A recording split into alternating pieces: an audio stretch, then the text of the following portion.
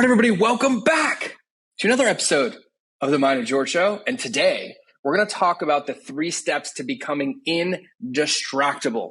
And there's no better way to talk about it than having literally the world's leading expert, like the man, the myth, the person who has done more for this than anybody. Nir Eyal published thousands of books. Well, not really thousands of books. Let's call it thousands of articles and pieces of information, and also some books on everything behavior related. And he actually defines what distraction is.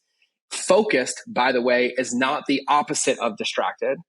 The most dangerous distraction that you could ever have in your life.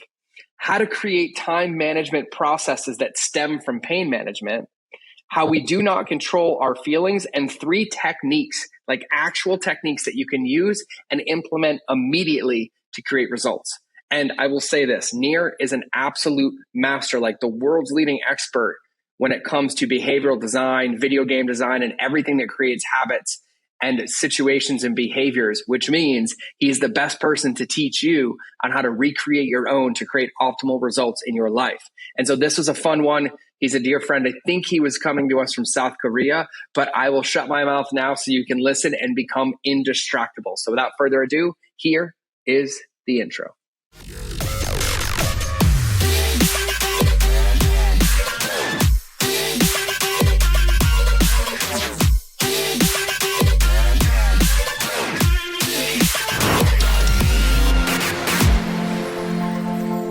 You want energy? You want an intro? Let's talk about today's episode that you're about to listen to. If you're watching the video, I am holding 3 pages of notes just for the introduction. Today, we have somebody I now call a friend who literally wrote 2 of the biggest books that literally gave me a business and helped me achieve what I've wanted to achieve.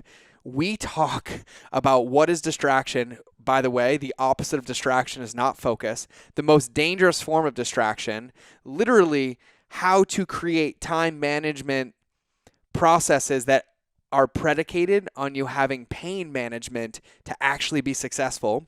We talk about blamers, shamers, and claimers, how we do not control our feelings, 3 techniques that you can use immediately to create results and become indistractable, his 10-minute rule, and so much and beyond. I fanboyed. Like, I just met my idol on this entire podcast, and it was an absolute blast. Have fun. I'm going to cue the intro. And Nir, if you're listening to this, thank you so much for coming on the show.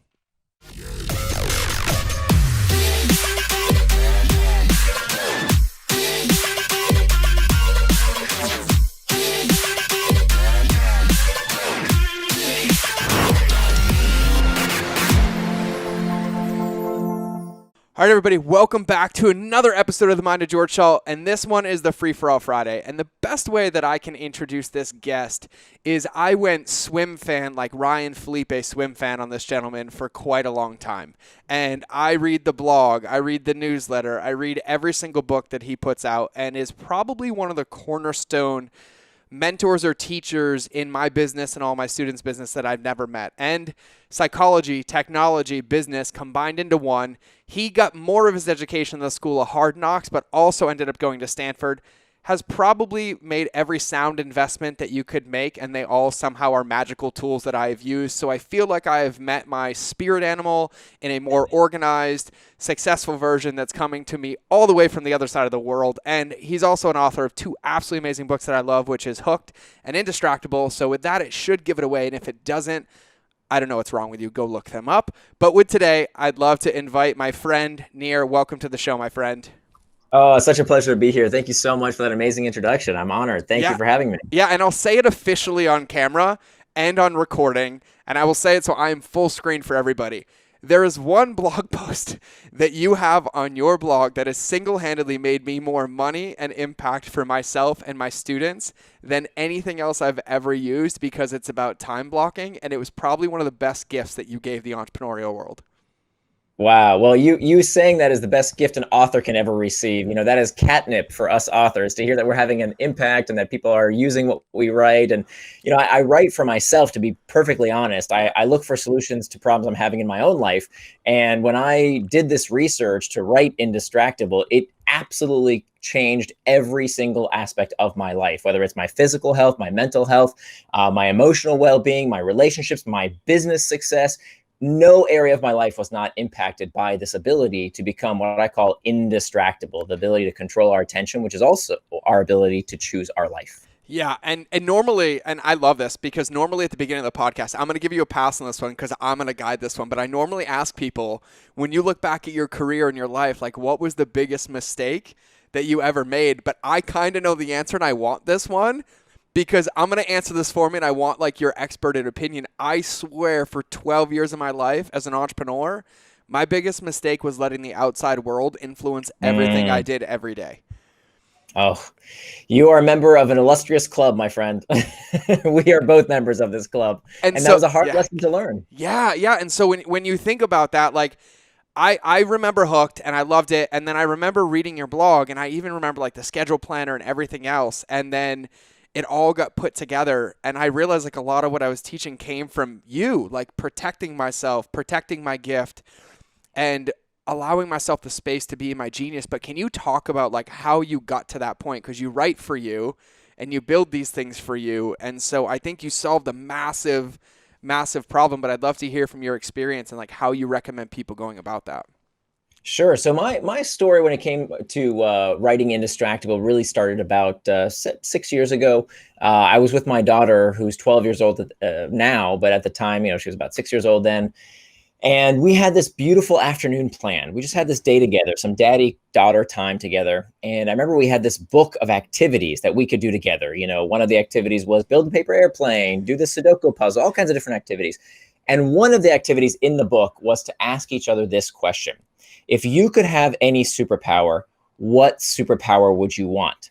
And I remember that question verbatim, but I can't tell you what my daughter said, because in that moment, for whatever stupid reason, I was on my phone checking something or another. And by the time I looked up, she was gone. Yeah. She'd left the room because I was sending a very clear message that whatever was on my phone was more important than she was. And if I'm honest with you, it didn't just happen that one time. And it didn't just happen with my daughter. It would happen when I would sit down at my desk and I would say, okay, I'm going to work on this big project. And somehow 20, 30, 40 minutes later, I'm doing everything but the thing I said I was going to do. It would happen when I would say, I'm going to exercise. We all know how important it is to take care of your body, take care of your health, eat right. Okay, I'm going to go to the gym today, but I wouldn't. I'm going to eat right, but I didn't. And so day after day, I kept asking myself, wait a minute, if I know what to do, why don't I just do it? And I think this is the big myth or lie around self-help these days, that, in order to sell more self-help books, authors need to make you think that there's some secret that you don't know, right? That like, if you're going to buy a diet book, it can't just tell you eat right and exercise. That's a very short book. But that's it. Does anybody not know that chocolate cake is not as healthy as a healthy salad? We all know that. Does anybody not know that if you want to do better at your job, guess what? You have to do the work, especially the hard stuff that other people don't want to do. Does anybody not know that to have better relationships, you have to be fully present with the people you love? Does anybody not know this? We know this. The question is not, how do we know some magical secret that we already know? The question is, why, despite knowing what we need to do, why do we keep getting in our own way? The problem these days is that we keep getting distracted. And so that's why I wanted to gain this superpower, that if you ask me what superpower I would most want, back to my daughter's question, it would be the power to do as I say, to follow through, to choose my attention, to control my life by deciding in advance how I want to spend my time. That is the power to become indistractable.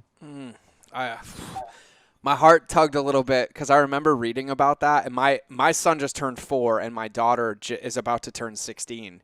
And there was this point when he was like 3 years old. And this was only like a year ago.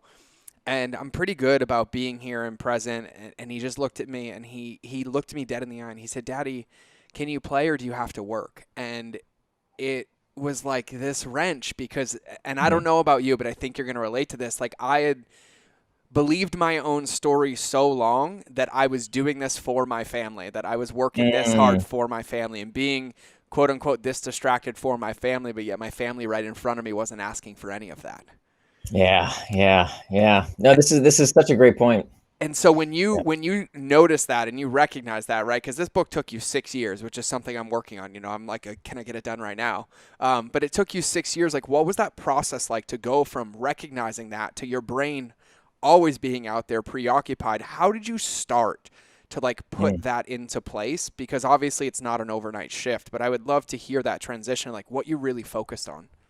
Sure. And to be clear, I'm not anti-working, Oh right? no, Like no, none of us are. if you want to be productive, if you want to spend time in the office, if you want to build your business, I'm not averse to any of that. I'm not saying that people should spend more time with their kids than at work. That's up to you and your values.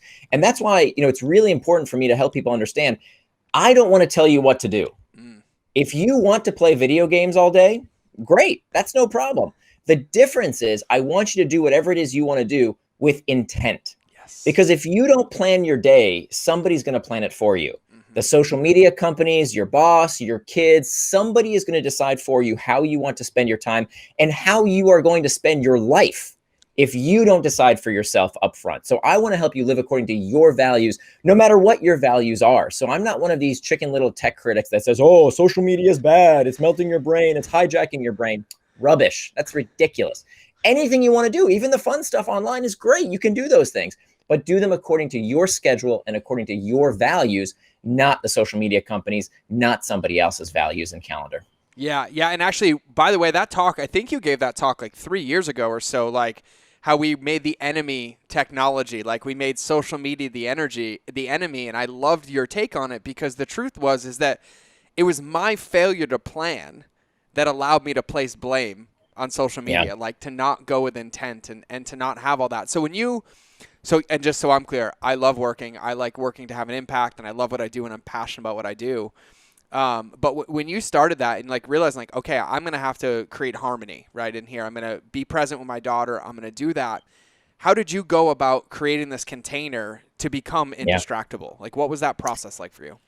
Yeah, so the first step was really understanding what is distraction. And I thought this was one of these terms that everybody thinks they know, right? We all know what distraction is, but I found I didn't. And words really, really matter. And so I think defining what is distraction is super important. So the best way to understand what distraction is to understand what distraction is not. So if you ask most people, what's the opposite of distraction? Think for yourself here for a minute. What is the opposite of distraction? Most people will say it's focus, right? Obviously, but that's wrong. The opposite of distraction is not focus. The opposite of distraction, if you look at the origin of the word shares the same root with its opposite, which is traction. The opposite of distraction is traction. Both words come from the same Latin root trahare, which means to pull. And you'll notice that both words end in the same 6 letters, A-C-T-I-O-N, that spells action. So traction, by definition, is any action that pulls you towards what you say you're going to do. Things that you do with intent, things that help you live according to your values and help you become the kind of person you want to become. Those are acts of traction. The opposite of traction is distraction. Distraction is any action that pulls you away from what you plan to do, anything that pulls you further away from your values, further away from becoming the kind of person you want to become. So this is really, really important because what this means is that any action can be traction or distraction. Right? Let me give you a perfect example. Every day when I would sit down at my desk at work, I would say, okay, I've got that big project. I have that blog post I need to write. I have that RFP. I have that big thing that I've been delaying, that I've been procrastinating on. I really need to work on that. So I'm going to start. Nothing's going to get in my way. No potential distractions. I'm not going to procrastinate anymore. Here I go. But first, let me just check some email for a quick minute, right? Let me check off those easy things on my to-do list just to get some momentum going, right? That's productive. Isn't that a work-related task? I got to check email, right? That's part of my job. And here's the thing. I didn't realize that that is the most dangerous form of distraction.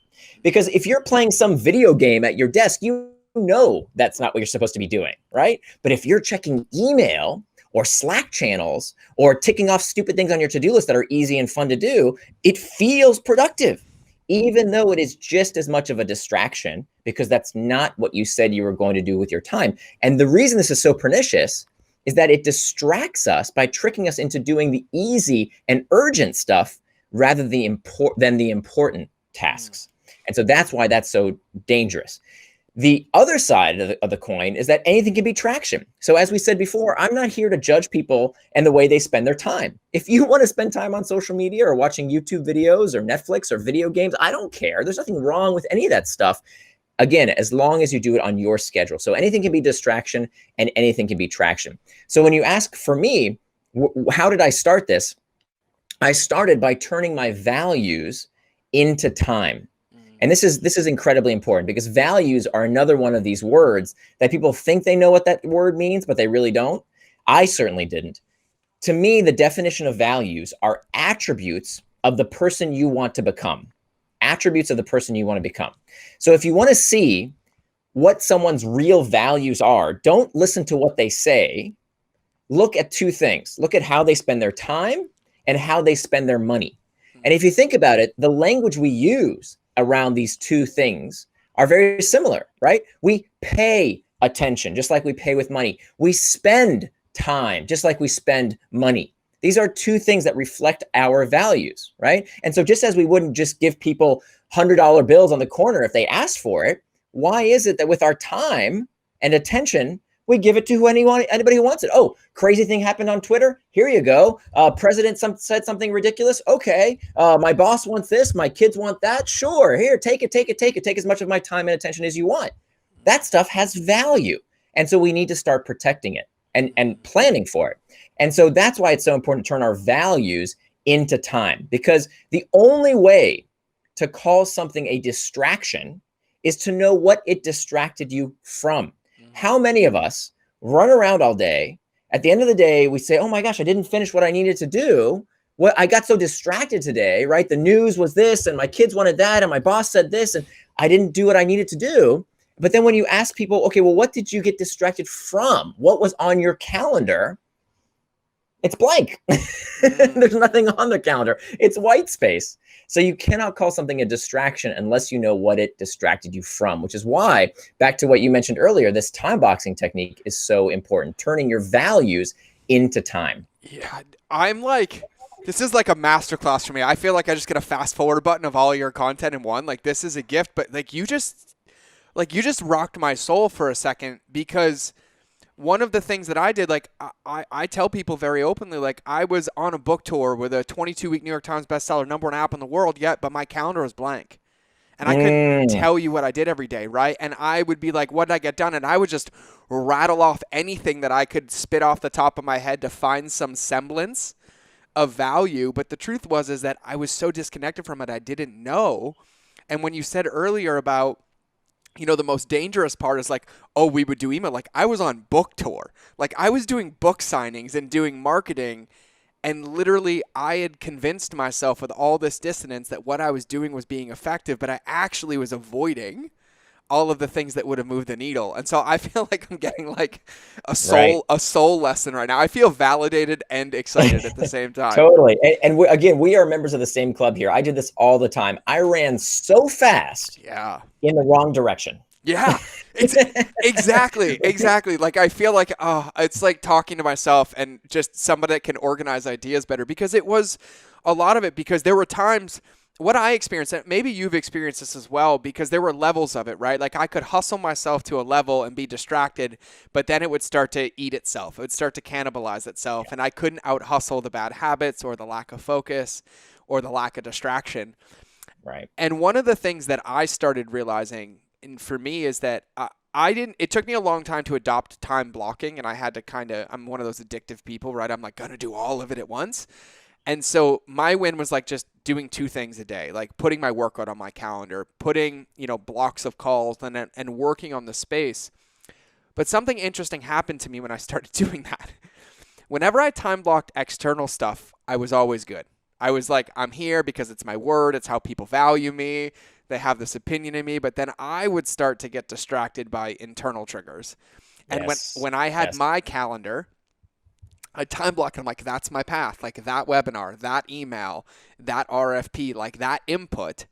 And then I would come up with every reason to do it, even when it was on my calendar, and I would be like pulled in 8 million directions. And you talk about internal triggers a lot. And so I would love kind of your input and your thoughts around that, because that one took me a long time to crack. Sure. This is super important. So let's go back to what we talked about earlier Yeah. around traction Yep. and distraction, right? So if you can picture kind of a number line with traction to the right, distraction to the left, and now we have to ask ourselves, well, what prompts us to take these actions, right? So we have two types of triggers. So imagine two arrows pointing in, one from the top, one to the bottom, bisecting this line. And so we have what we call external triggers, which can lead us towards traction or distraction. So we've got our traction, we've got distraction. Now we've got the things that prompt us to take these actions. We have what we call external triggers and internal triggers. External triggers are these usual suspects. These are the pings, the dings, the rings, everything in our outside environment that can lead us towards distraction. And this is what people tend to blame, right? We tend to blame our phones, our computers, our kids, our boss, our coworkers, all the stuff outside of us. But in fact, that is not the leading cause of distraction. I actually just saw a study this morning that said that 90% of the reason people check their phones is not an external trigger. It's not because of the pings and dings. Shoot, did the camera just go out again? No, I gotcha. Oh, weird. Okay. It's not because of the pings and dings. It turns out the reason that we check our phones, the reason we tend to get distracted, 90% of the time is about what's going on inside of us, not the external triggers, but the internal triggers. What are internal triggers? Internal triggers are uncomfortable emotional states that we seek to escape from. Let me say that again. Uncomfortable emotional states that we seek to escape from. Boredom, loneliness, fatigue, stress, anxiety, uncertainty. These uncomfortable sensations that we will turn to something to try and escape. So when you're lonely, check Facebook. When you're uncertain, before you scan your brain to see if you know the answer, just Google it. When you're bored, oh my goodness, tons of solutions for boredom, right? We can go to check sports scores, stock prices, the news, right? All kinds of different things can help us satiate this uncomfortable emotional itch. And so once we understand that all human behavior is prompted by a desire to escape discomfort, that distraction and procrastination, it's not a character flaw. There's nothing wrong with you. It's simply that we don't have the skills to deal with this kind of emotional discomfort in a healthy fashion that leads us to traction rather than distraction. So what that means, therefore, is that time management requires pain management. Let me say it again. Time management requires pain management. I don't care what book you read. I don't care what kind of gurus, tips, and tricks you're using for your productivity, your life hacks. None of it will work. None of it. Even the stuff I tell you in my book, unless you start first and foremost with mastering those internal triggers. Because look, whether it's too much news, too much booze, too much food, too much football, too much Facebook, it doesn't matter. Anything will distract you if you haven't first and foremost understood what is that uncomfortable internal trigger you are looking to escape with a distraction in the first place. I feel like you're blending all my worlds into one, like my men's consciousness work that I run mixed with psychology, all wrapped in a pretty bow. And that was one of them. One of the reasons I succeeded as an entrepreneur is because of pain, right? Like I allowed that insecurity to be my fuel, and it worked to a point. And then eventually, as I started healing myself, becoming aware, the fuel source went away, and I had to go through this phase of, as my business partner Stefano says, if you want to deepen your service, deepen your practice, right? So when I text him like I don't feel good, he's like, sit in it longer, longer, explore it deeper. And then this is a lot of the work we do. And one of the big things for me, which I think is something that I picked up reading your book, I don't know, for like the 17th time I read it or listened to it to be in integrity. My ADD lets me listen to things as I work out. Is one of the biggest reasons that I got stuck in that cycle is because every time I would catch it and become aware of it, I would beat myself up, right? I'm like, oh, you're doing it again. Oh, you're doing it again. And the cycle continued, and you just said it. And you're like, there's nothing wrong with you. It's not a character flaw. It's like a muscle. And I remember hearing or reading when you're like, you have to be your own best friend. And I think that's such an important distinction that I would love for you to kind of unpack. Because like my experience, it took years for me to get there with lots of different, and I mean, people listening to this know ayahuasca, plant medicine, MDMA-assisted psychotherapy, silent retreats, and all of it. But I love how you simplify this, and you're like, you have to do pain management to be able to create a shift. And so can you talk about, what you mean by being your own best friend, and how this isn't a character flaw and what you can do to work through this? Absolutely, absolutely. So you bring up so many good points here, starting with this idea that this discomfort is not necessarily a bad thing. I think that unfortunately, the self-help industry really gives people a warped understanding of this goal that they put in people's brains, that we should somehow always be happy. Yep. Right? That somehow, if you're not happy, if you're not contented, if you're not hunky-dory in nirvana land all the time, something's wrong with you. Nothing could be further from the truth. And if you think about it from an evolutionary standpoint, it makes no sense for us to be happy all the time. I mean, think about how every self-help book is about finding your happiness. Every self-help book says we're supposed to be happy all the time. That is rubbish. Yep. I mean, think about it from an evolutionary perspective. If there was ever a group of Homo sapiens, right, our ancestors, that were sitting around happy all the time and things were awesome and they were contented, another group of Homo sapiens would have killed and eaten them. Yeah. That would not be an evolutionarily beneficial trait. We need this perpetual disquietude, this discomfort to drive us forward. It's exactly what you said. That discomfort is not necessarily a bad thing. An internal trigger, remember, an internal trigger, bisects traction and distraction. It can lead you to either. So that the discomfort, like you said, of wanting to prove something, of having to achieve. I mean, this is what drives us forward. This is what helped us go to the moon. It's what helps us create amazing inventions, cure disease, overturn despots. We want that disquietude because that's what makes us and the world better. The problem is when it leads us not towards traction, which is healthy, which is what we intend to do, but when it leads us towards distraction. So the problem is when people take that same discomfort and say, push it down, don't feel it, there's something wrong with me, let me take a pill to fix this. And instead, or they look at something else, right? Yeah. They say, let me just watch some sports on TV. Let me go see what's happening in the news. Let me, there's a million ways that we can take our brain out of our reality. Let me take a shot of something to get our brains out of this uncomfortable emotional state. And what I say is actually we can harness it like rocket fuel to move us forward, to move us towards traction rather than distraction. Yeah, it's so powerful and such a distinction, because for me the biggest difference was, and I would love your thoughts on this, like when I look back at it now and look where I go today, like what fuels me, what drives me, it feels the same. It's just my level of awareness is very different. It's almost like Scott Carney calls it the wedge, right? Like when I practice breath work and cold therapy, it's like, oh, something's coming up. Oh, it's uncomfortable. Hold on, be with it, and then respond versus react. And really, I think for years I thought and the power of language, I used to convince myself like I was broken. Like I did 3 combat tours. I've lost 28 Marines. Like I've witnessed more death than any bush ever witnessed. There's something wrong with me that I can't process this, or that like I'm driven to that, or this is coming up. And really, it was when you said it earlier, it's like there was just a tool that was missing from my toolbox. Like this understanding that it wasn't a character flaw. I wasn't born this way, right? The only 2 fears I had was falling and loud noises. So the rest of this was programmed in, and I quite frankly haven't practiced going the other way. And it's something that's just really, really profound, because like when I hear you speak about this, it's so validating. Alex Scharf and I were talking about this the other day. It's so validating because I'm like, oh, you get me.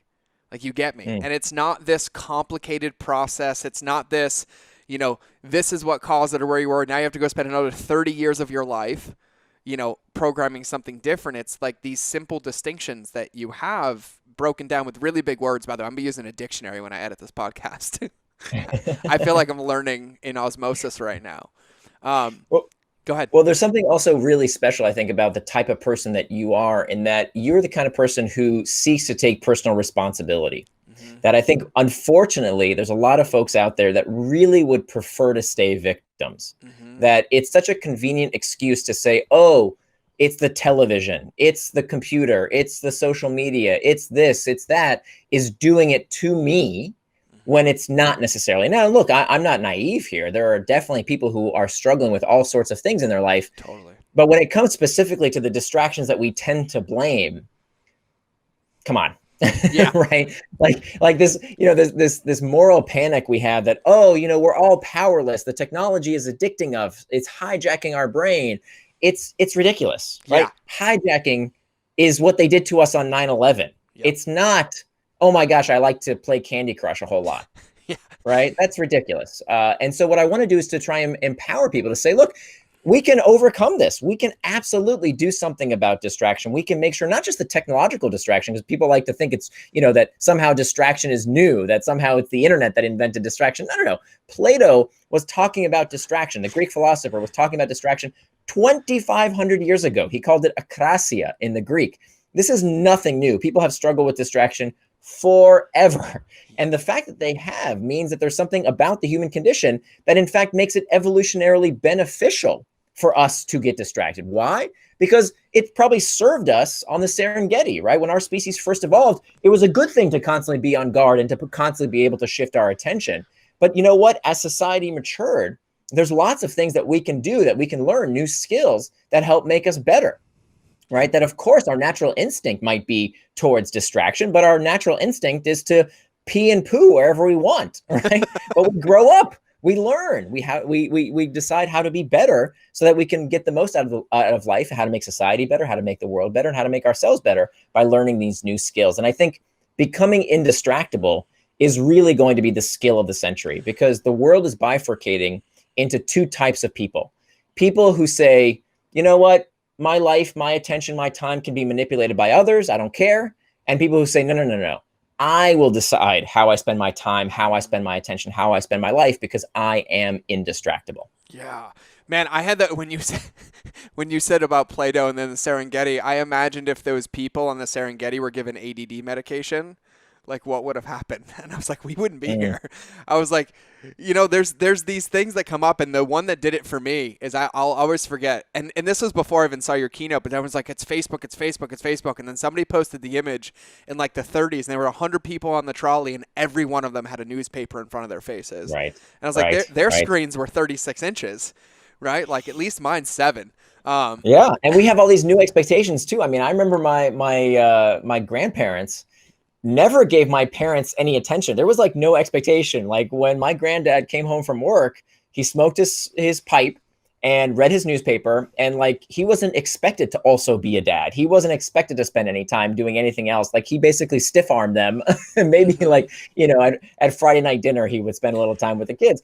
But like there weren't these expectations, and to think that like, oh, all of a sudden people are getting distracted from the important things in life. No. People have always been distracted by one thing or another. And in fact, much more dangerous ways, right? I mean, we know that people used to drink, believe it or not, way more in this country, way more people have drink. People used to smoke way more than they do now. So there will always be a distraction from one thing or another, unless we understand the root cause of what we're trying to fight against. Totally. And like that actually, like what comes up for me is like that distraction exists. And I realized that for so long, and after doing so much personal development work and teaching, and I try not to speak for people because I got smacked in the face with that one. But I used to be like, I just remember I did 12 years in the Marine Corps active duty. And so when I was medically separated, I got out and literally I was like, I hate the man, right? Like everything was done to me. Everything was here.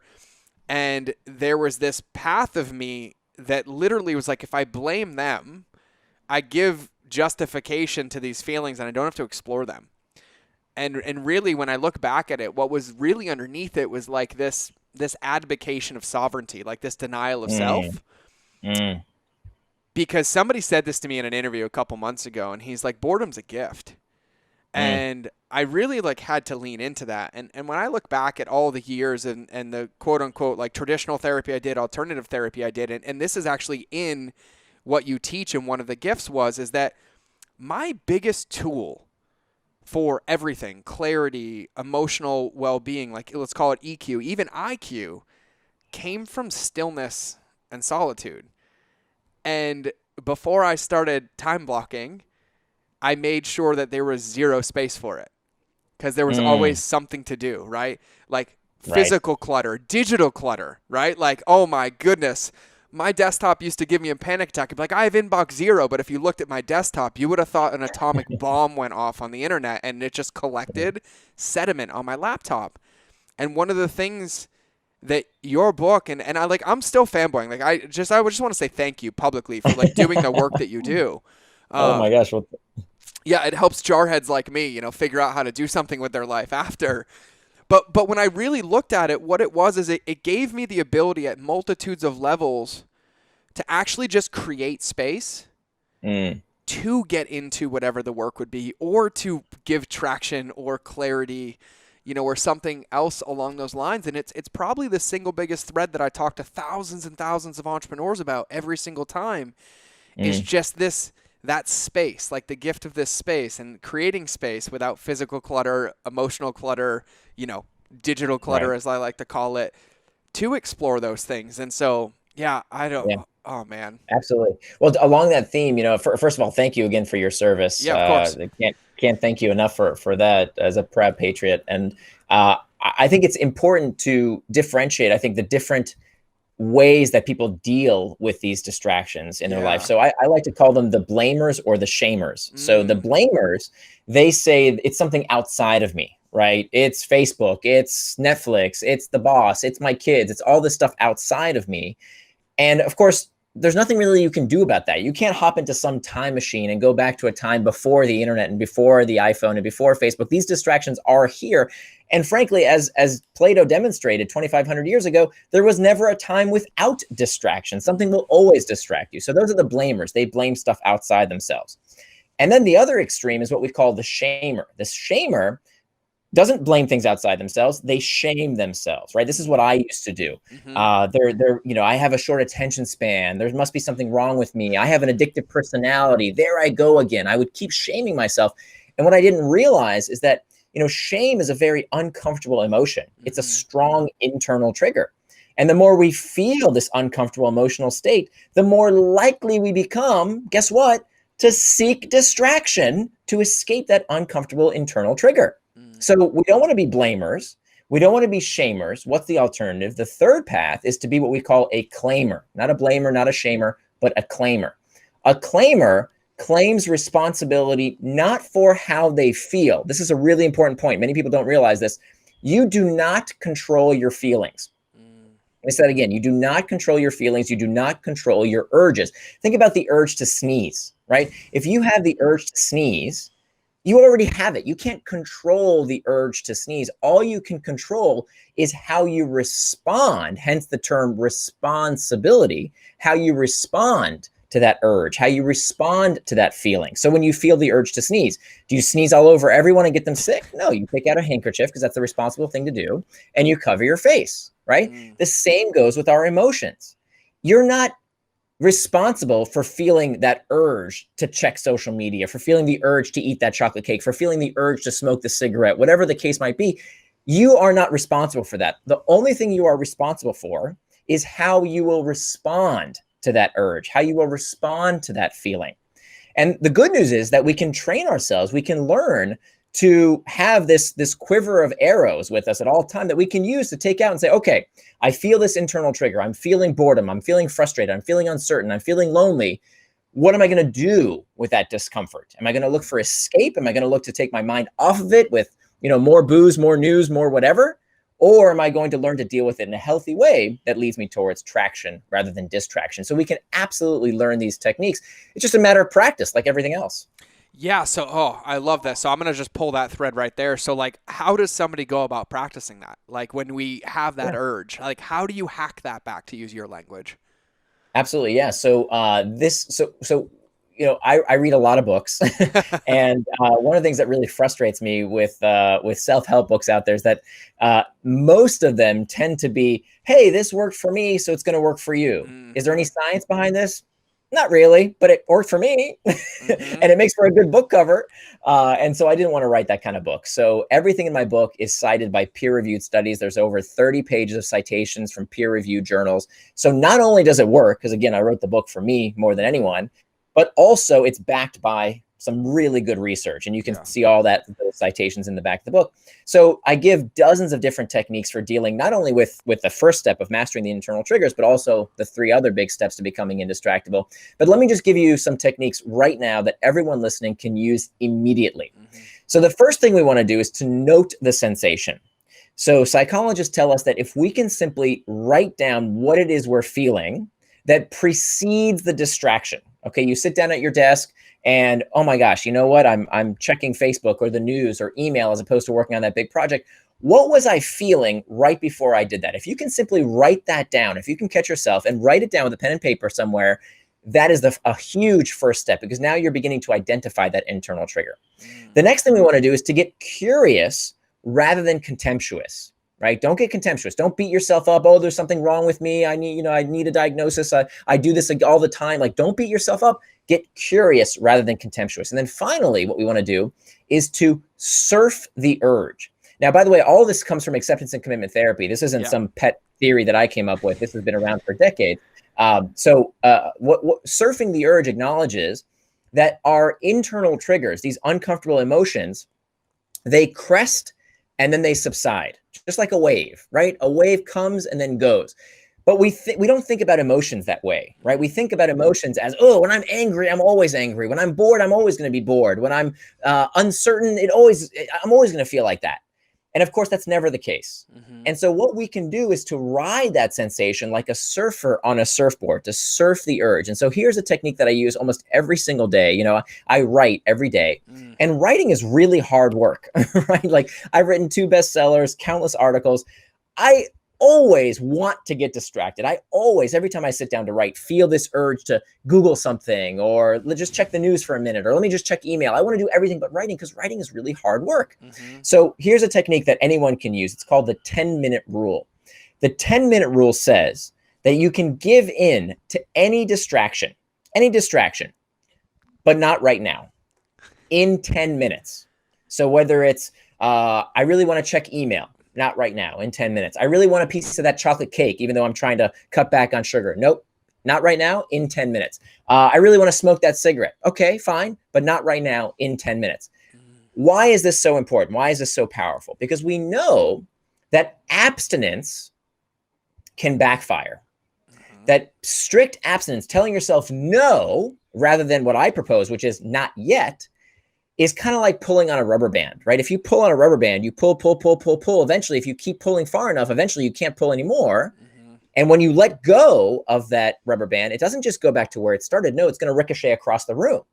And so that's what abstinence does to us. We know, for example, with cigarettes, that the addiction to cigarettes, the vast majority of people, it's going to blow your mind, the vast majority of people are actually not technically addicted to even cigarettes, which we know how addictive nicotine is. Some people are very much addicted to cigarettes, but even though cigarettes are addictive, the vast majority of people who smoke are not actually addicted to the nicotine. What they're addicted to is this habitual behavior of telling themselves, no, I'm not going to smoke. I'm not going to smoke. I'm not going to smoke. I'm not going to smoke. Okay, fine. I'll give in. Yeah. And when they give in, it's that relief of telling themselves not to do something that the brain experiences as pleasure. It's almost like if you really have to pee, if you're on a long road trip and you really, really have to pee, and then you finally make it to the rest stop, and then, that relief feels good. And so what you're doing is, if you constantly tell yourself, no, I'm never going to do this. I'm never going to do this. And then you finally give into it, that is the pattern you're reinforcing. You're essentially teaching your brain that to escape the discomfort of telling yourself no, the answer is yes. So we don't want strict abstinence. What we want is to tell ourselves not necessarily no, but not yet. Because when it comes to technology in particular, we can't just stop using technology, right? We can't just stop checking email. We can't stop using these tools. For many of us, they're absolutely imperative for our livelihood. So that's why I don't agree with these, professors in ivory towers without social media accounts. So, just stop using technology. Well, yeah, I'll get fired if I do that. So that's not a realistic solution. So the idea here is to not tell ourselves no, but to tell ourselves not yet. And so many times I'll just take out my phone. I'll tell the phone, set a timer for 10 minutes. I'll put my phone down, and my job is to take one of 2 paths. So instead of, giving into that distraction, what I want to do instead is to say, okay, I can either get back to the task at hand. Let's say it's writing or whatever it is I said I was going to do with my time. Let me get back to that. Or I just need to sit with that sensation. I need to surf the urge. I need to explore it with curiosity rather than contempt. And what you will find, it's amazing, that those 10 minutes, first of all, they pass by so slowly. It's amazing. When you actually hit the time, it passes by very, very slowly. And what you will find that 9 times out of 10, when the alarm goes off, okay, when the 10 minutes are up, you will have already been back to the thing that you said you were going to do. Yeah. Right? That distraction just crested and then went away. So the 10-minute rule is a wonderful technique that anybody can adopt right now. It's just one of dozens of other techniques that we can use to help us master those internal triggers. Yeah, I'm just gonna let that pause and marinate for a dramatic pause for a second. Like that, and I say that because I don't know if a lot of people realize, like I realize this, but like there's so many levels of consciousness in your writing and in your work because you come at it from the studies perspective. Like there's actual physical data, then the personal experience perspective, and then you get into the subconscious from the psychology perspective. And I'm like, you're talking about practices that like it took me 20 years to get to with my men's work teachers. And it's just roped into the practice, and I love it. And like that 10-minute rule, you know, I feel like a walking tweetable or metaphor at this time. Like the same thing with like the buffalo. Like I got so addicted to the resistance of that thing that became the dopamine hit. Like, look, and I wore it like a badge of honor. Look, I didn't do it again. And I was bulimic for 15 years, even as an active duty Marine. And so when I didn't want to talk about it openly, because nobody knew until I became a food blogger, but just in case you guys didn't know, I became a paleo food blogger to beat bulimia in public, but you all know that story if you're listening to this. I lived in this story for so long of like, look, I can beat it. I'm beating it. I'm beating it. I'm beating it. And eventually, no matter how big the gap got, there was this missing acceptance, and it would spiral back, but 10 times worse and 20 times worse. And you know what's funny is I think you might appreciate this. The way that I beat my eating disorder is I publicly went on one of the largest health podcasts in the world and told everybody for the first time. And that release of shame, literally, I never had an urge again. Like literally 15 years of sexual abuse and trauma and bulimia that led into it. One public conversation of, and really underneath it, like self-acceptance and releasing the guilt and the shame. And to this day, everyone's like, how'd you do it? I'm like, I talked about it. You know, and I had done other work, you know, leading up to it, but that 10-minute rule, I think the most important part for me was it was acknowledging, like when you say riding the wave, it's literally giving the space and honoring the emotion, like being a witness to it versus like, I'm going to like totally sit in it and be addicted to that story. I'm going to totally resist it and be addicted to that one. But it's almost like just creating that space to honor that. That's really powerful, man. That's really, really powerful. Yeah. And congratulations on your journey. You know, I think that by releasing yourself, Brene Brown says that guilt is about, I did something that I don't like. Shame is about, I don't like myself, right? Shame is about, I am bad versus what I did is bad. And I think that, you know, when it comes to, I think the increasing moralization and victimization that we have around, oh, something, you know, this thing online is bad. That's good. You know, what I do with my spare time is fine, but what you do is wrong. And all this moralizing, I don't know if it really serves us, because I think as long as it's done, you know, whatever you do with your time, whatever pastime you decide to spend your time on, that's fine as long, again, as it's done with intent. So releasing ourselves from this guilt that I am somehow a bad person. I think that's a big part of, I think what might have helped you is releasing that shame and just focusing on, okay, how can I get better? How can I improve this behavior without this needless shame? And that's why, you know, we know that people who are more self-compassionate are much more likely to reach their long-term goals. That it's the people who talk to themselves the way they would talk to a good friend. And this is something that I think, you know, I really struggled with in the past, is that I would be the worst bully to myself, right? How could you do that to your daughter? You're sitting here with your daughter and now you're checking your phone. My God, you're such a bad dad. You know, you're such a horrible person. And to have that kind of dialogue in the back of my head really wasn't serving me. Whereas what we find is that people who are self-compassion, the way we cultivate self-compassion, by the way, is pretty easy. What we need to remember is that whenever we talk to ourselves, remember to talk to yourself the way you would talk to a good friend. So if you called me and said, hey, I'm struggling with this, you know, or if I called you and said, hey, I was with my daughter the other day and I feel really bad about this. We were playing and I couldn't stop checking my phone. Would you tell me oh my God, you're the worst? No, you would say, like, okay, you know, let's talk about this. Let's deal with it. And without the shame and the guilt that I think a lot of people inflict upon themselves. Yeah. You know, I have a quote unquote hack for this that I learned. I think this was the first time I met with a shaman, but they told me before I did some of this work to bring a picture of me when I was like somewhere between 3 and 5 years old. Hmm. And after doing a session of breath work and explaining, like what was coming up for me in the story, you and I are very, very similar. Like you thought bullies were mean to me. Just waited till you heard what I said about myself. And, Right. And I actually find myself divulging a lot too that I normally don't talk about. Everybody on my podcast knows my story, but I'm like this did a lot for me. And it got to this point, and they said, what we want you to do is we want you to take out that picture every time you start talking negative to yourself. And so what I did Nice. 5 years ago is the background of my phone is me when I was 4 years old. Nice. And by the way, for those Nice. of you who can't see this, I have no front teeth. I look like Dracula because my dentures fell out at 4 years old with a bowl cut, like rocking it. But I would say that going back and looking at like the roller coaster of, my even entrepreneurial journey, that what you say is so true, that it's this acceptance, like being really compassionate to myself. And, I open that picture all the time, like all the time. Every time I open my phone, it's the background. And so when I go to my quote unquote distractions sometimes and to collect evidence that I might be right, I'm met with that like cute little adorable face that looks just like the age of my son. And it's probably been one of the most profound things I've done. That's awesome. That's awesome. I love, by the way, I have to comment on, I'm not sure if everyone can see this, but your phone, you have hacked back the external triggers, which is the third step. We talked about step number 1 is mastering the internal triggers. Yep. Step number 2 is about making time for traction, turning your values into time. Yeah. You really got the third step down where your phone is so clean, right? You've just got 4 apps on your home screen. That's beautiful. Yeah. Yeah, man, Yeah, I'm telling you, like I started realizing like like avid truth, like I'm a marketer for a living. This is what I do. And I tell people to be intentional. One of my daily practices for all my students is every day as a part of their daily practice, they have to spend the morning.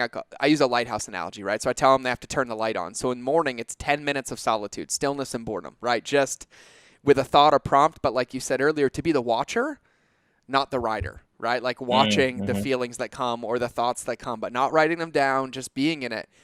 And then when they start their day, they have to make a commitment in the morning that they're either going to consume or they're going to create. And they have to time block it.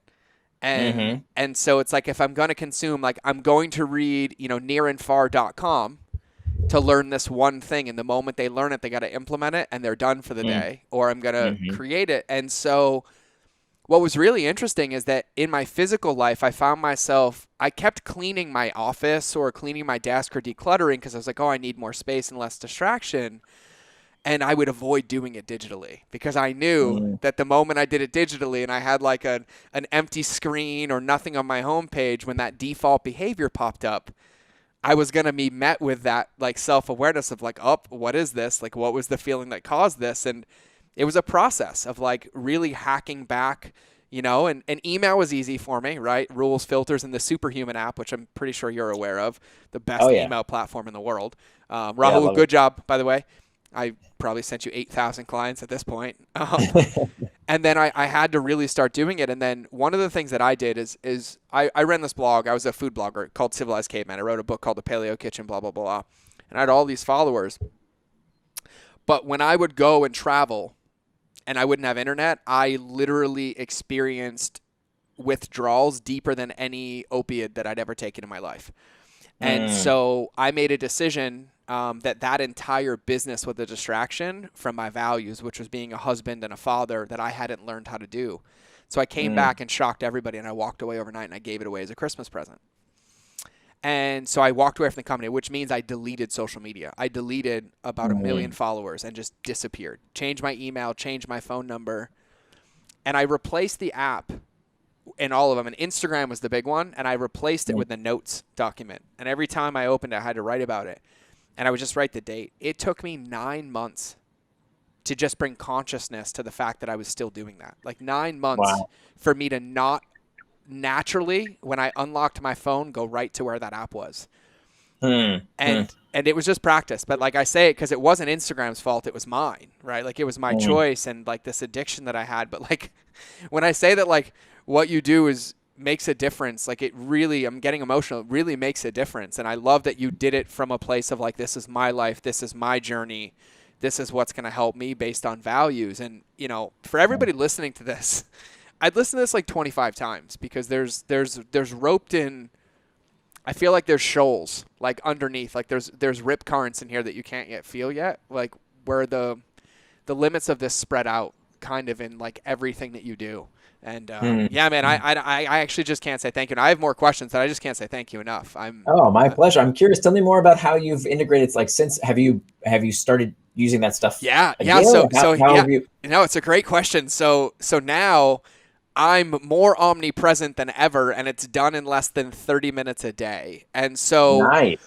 What ends up happening is we're back on Instagram. We have the podcast. We have my Facebook group and my personal Facebook and YouTube. Those are my social channels, right? And so now we systematize everything. And so we know what our social media stories are going to be for 30 days. And so I don't even have the logins for the apps anymore. And so every morning I get a text message on Slack from my team. It says, hey, we need this IG story video for 60 seconds, this one for 2 minutes, this one for 3 minutes. And then I drop them in a Drive folder and I'm done. And then somehow magically I see ads of my own face. And then what they'll do is they'll be like, hey, these are the comments that we got. How would you respond? And I'll rapid fire voice responses and they'll go type them in. And so beautiful. I've just learned that, like, and what comes up for me now is like, we use the platforms. Even if I open Instagram, I open it because I do have the login. I'll open it to respond to a DM or to go comment on my wife's stuff. But there's this really interesting switch that flicks the moment it goes from intentional to distracted. And I can literally feel it in my gut. And I start to feel like nauseous and I feel uneasy. I start to have those feelings of like, I'm not good enough. And it's so instantaneous. It's like I've trained my body to know the moment it's no longer intentional.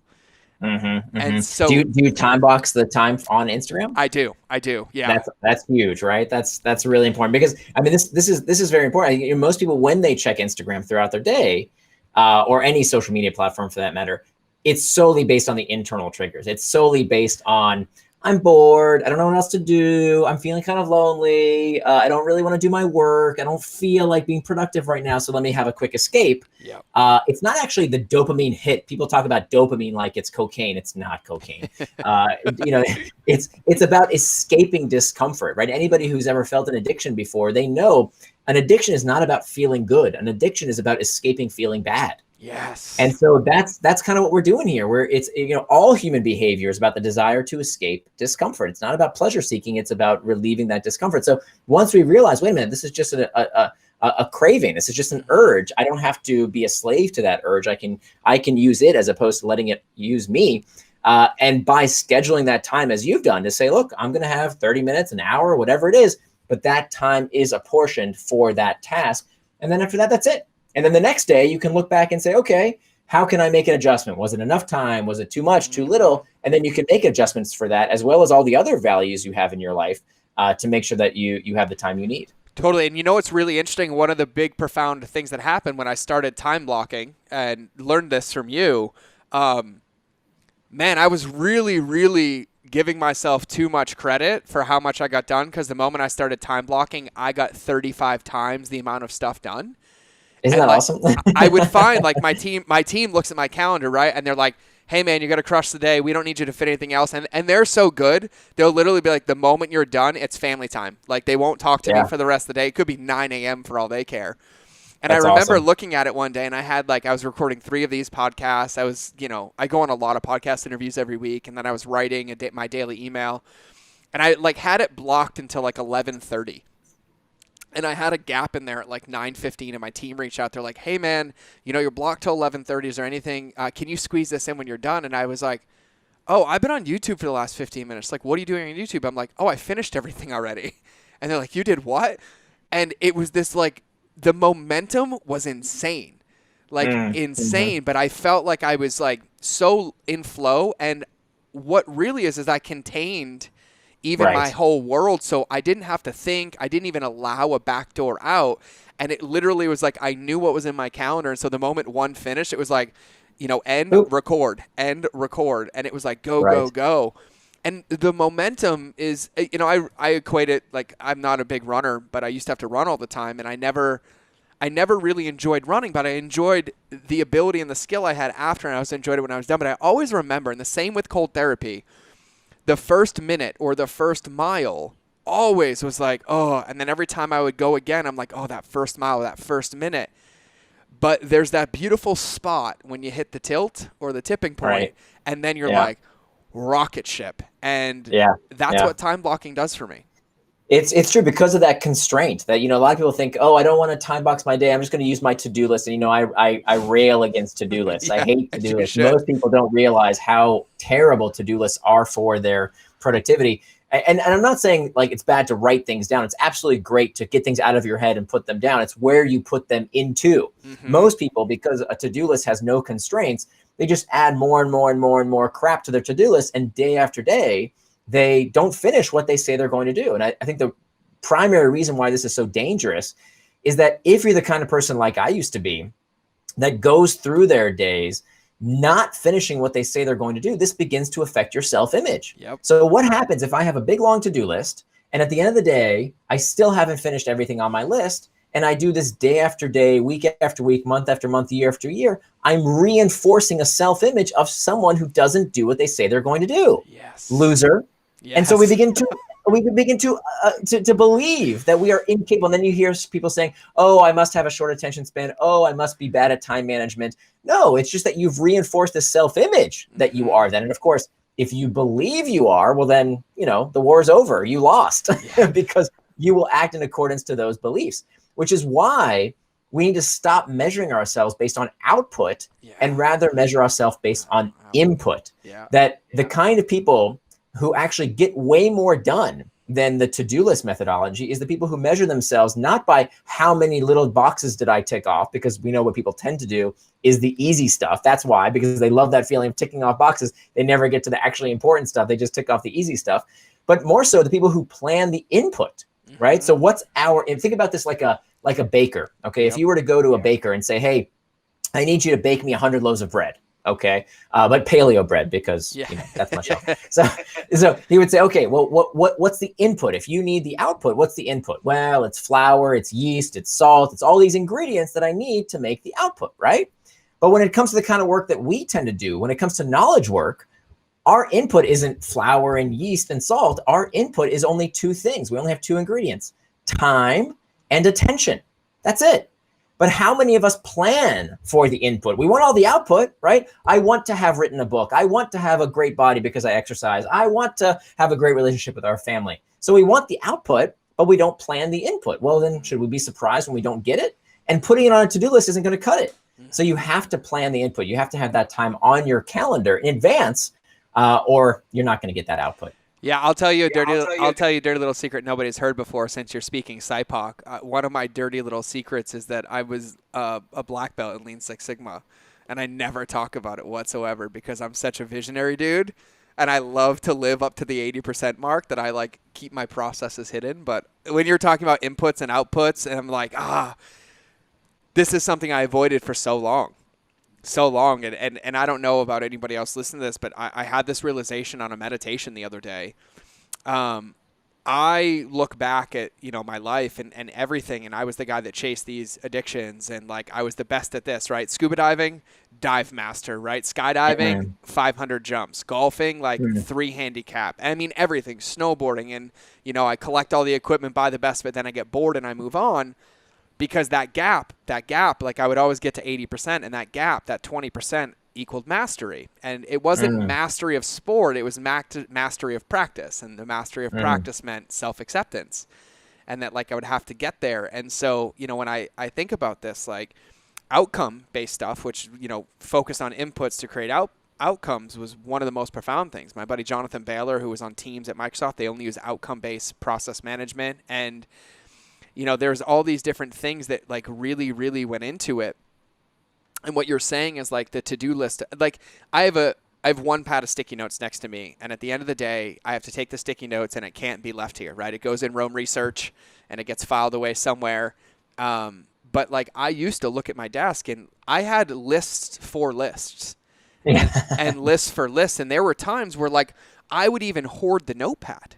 I would literally hoard the notepad, and the worst part was I had this process bias or this process prejudice because I used to teach it, and I go into companies, I'm like, here's your SIPOC, this is how you do your RACI model, like, boom, boom, boom. But then in my desk, I would literally have like college line ruled like 6 pages of to-do lists.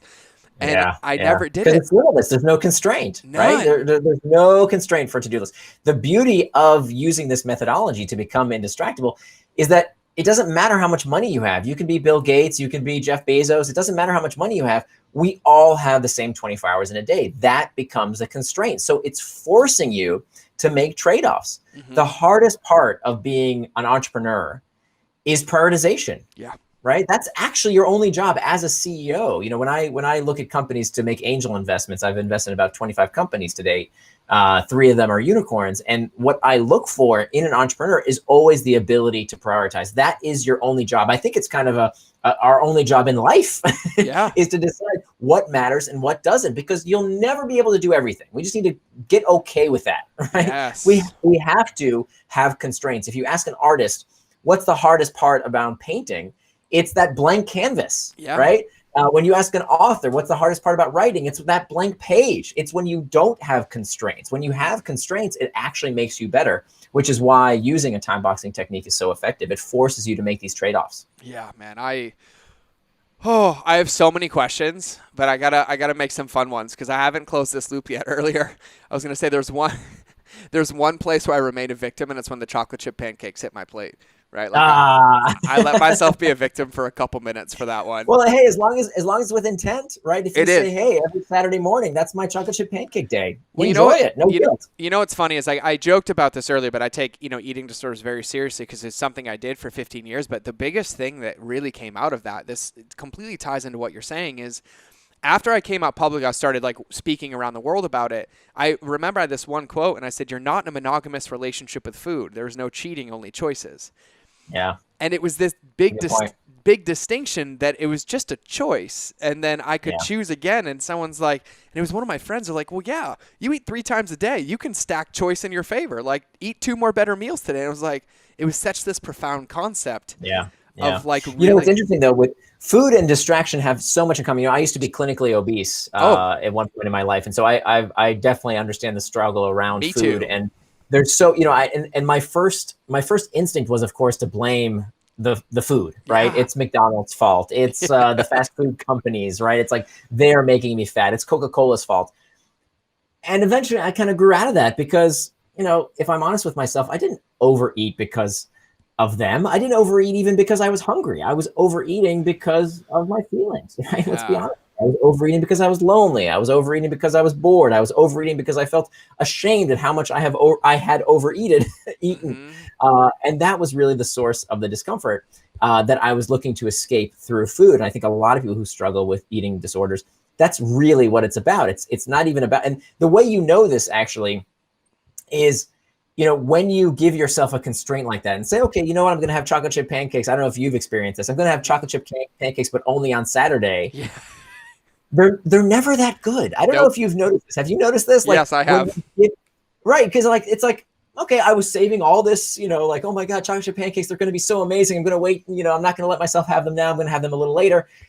Which proves it's never about the thing, right? It's about what's inside. It's about how we relate to this stuff. It's about the feeling of control and agency that we're looking for. Yeah.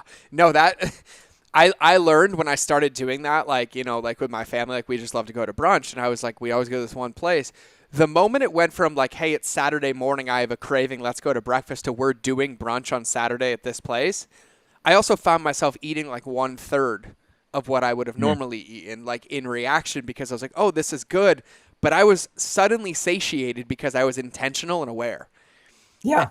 And I mean, the temperance of it and all of it is just amazing. So now I have to ask though. So I was 257 pounds at my heaviest. So I've been there as well. But I got to know now, because I'm aware of mine. Mine's chocolate chip pancakes. Like, what's your all go-to, like, favorite food? Croissants, without a doubt. Chocolate ones or regular ones? No, just regular, just really well made. Now, there's a lot of variety. Yes. There's high beta, as we say, right? Like there's a lot of volatility when it comes to croissants. You can go like the the Costco route, and they're these like mushy, disgusting things. But there's a place in New York when we get back to traveling. If you get a chance to go to Manhattan, there's a place called Bread's Bakery that has the best croissants in the world.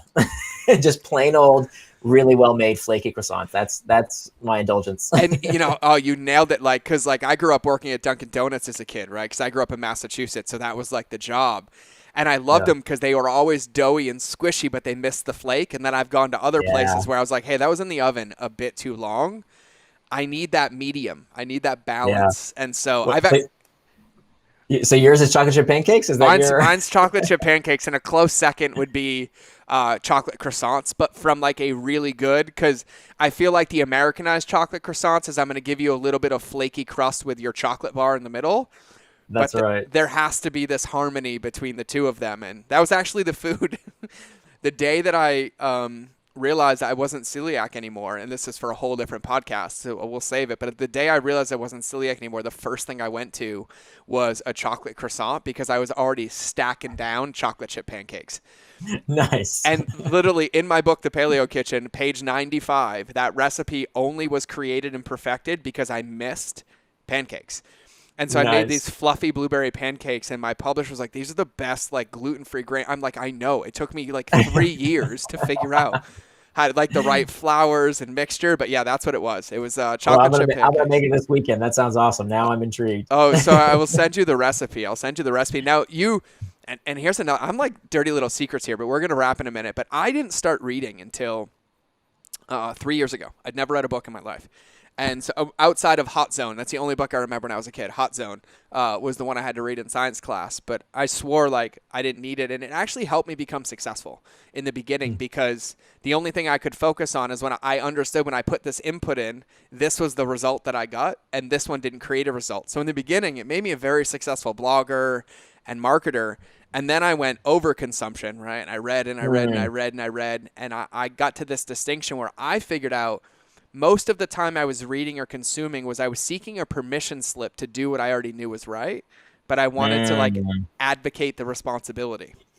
And so for everybody listening, I haven't talked about my triad, but I think if they were to give a master's or a PhD in business and marketing, it's you, Jonah Berger, and Mike Michalowicz. Oh, wow. That's great company. I really appreciate that. Thank you. And that's the tripod. Like, and I mean all of them. And I highly recommend that. But what I have to know is like, what is your like go-to? Like if you could recommend like 3 authors or 3 books to entrepreneurs, I've never asked anybody this question, but I would love your input. Like what would you recommend? This is a tough one because there are so many good books out there that it's hard for me to like narrow down what constraints. Constraints, yeah. And I also have a lot of author friends, so this might actually get me into trouble. But I'll tell you some books that I've read that I've really enjoyed recently. So I read Factfulness. Yep. Really stuck with me by Hans Ronsling. I think that's a great book. Not necessarily a business book, but I think it's a unplug from the matrix type book. Like I really like books that help me see the world differently. Like I don't need the same stuff. Like a lot of people read books to hear what they already know. And they love that feeling of like, oh, I totally knew this. And look, this person wrote a book about it. So I'm just as smart as this book, you know, but I really like the books that surprise me. And Factfulness is really fantastic because even professors and, you know, these very learned people supposedly did no better on an assessment of world facts that Hans Ronsling provided. They did worse than monkeys that took the experiment, basically, essentially randomness, right? Like they did worse than random at understanding the state of the world. And so I think if you're looking like, especially in these times whenever we think, oh my God, the world is getting so terrible, like nothing's ever been as bad, like, you know, the world's going to hell in a handbasket, pick up this book. You're going to see the world much more accurately. And I think you'll be much more optimistic as to where we are as a civilization. So I'd highly recommend that. Let's see, what other books have been really big influences? Influence by Cialdini. Yeah, just I come to love mind. that book. Yep. That's a great book. Drive by Daniel Pink was fantastic because it led me to the work of Deci and Ryan, who were the researchers around self-determination theory, which is a big part of my work. It features prominently in the section on how to raise indistractable kids in my book. That's a great book. And then I could go on and on and on. Oh, Mindset by Carol Dweck is a wonderful book as well. Her work is really fantastic. But yeah, no shortage. And then I'll give you one more book for a work of fiction. Yeah. I wouldn't read the book, but if you could find the play, right? So like if you can find the I can't remember what do you call it? Like, so the text of the play from Moby Dick, like Moby Dick, the original book is way too long. Like it's a slog. But if you can find the text of the play, or even better, see the play, it's so good. I saw it in Chicago like 2 years ago. And it's so, and let me just say real quick why it's so interesting. So Moby Dick is probably like the quintessential American novel, right? And what's so interesting about it is that it's like, you could basically substitute this whale that Captain Ahab is hunting for pretty much any distraction.